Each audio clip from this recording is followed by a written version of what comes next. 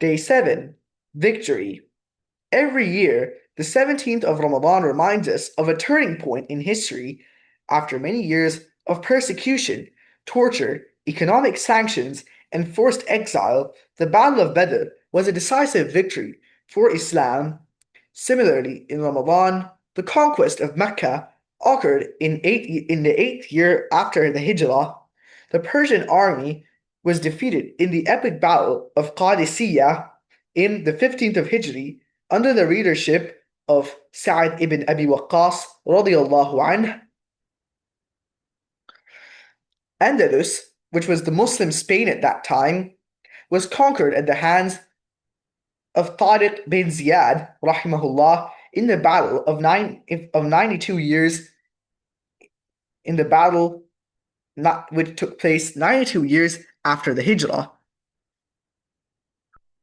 The Battle of Hittin occurred in 582 years after the Hijrah, paving the way for the liberation of Al-Quds, Jerusalem, under the leadership of Salahuddin Ayyubi rahimahullah.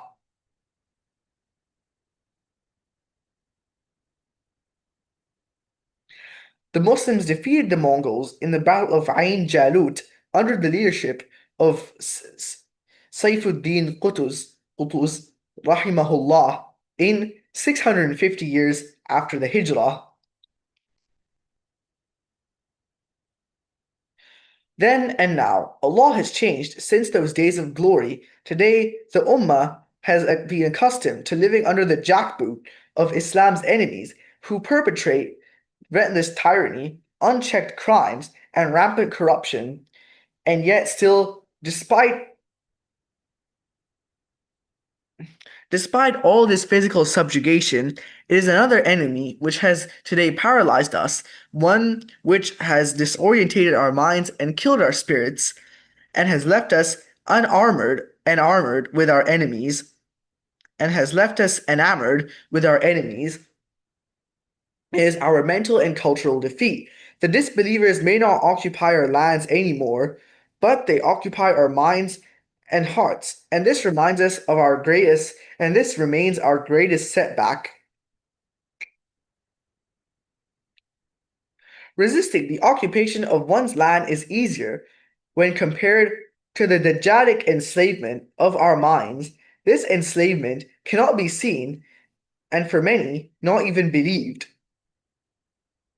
How do you convince the zoo animal who is well fed and looked after that it is still imprisoned?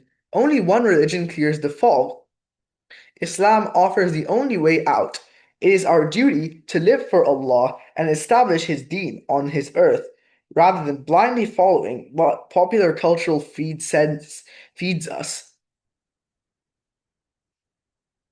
We should reflect on the damage that materialism, hedonism, and liberalism have wreaked on the psychological, social, economic, and spiritual states of humanity.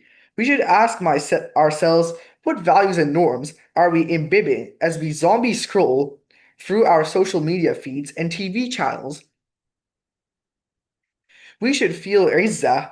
We should feel and inspire ourselves and in our youth a great sense of honor, izzah, for the incredible gift of Islam, and in our rich history and our mighty heroes. We should feel privileged at being given iman, and feel scared that it could be taken away from us at any time.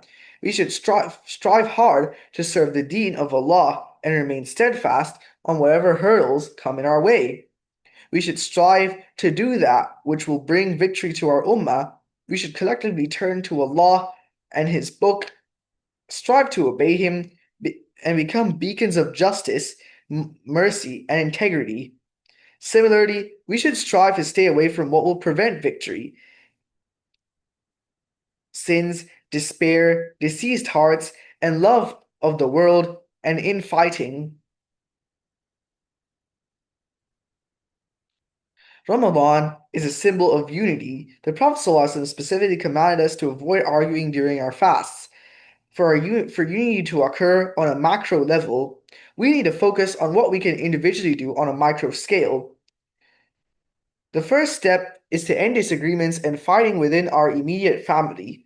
Then we can work on reducing friction in our social circles, neighbors, institutions, and so on. May Allah unite our hearts and may He grant honor and victory to the Ummah of Muhammad sallallahu alaihi wasallam.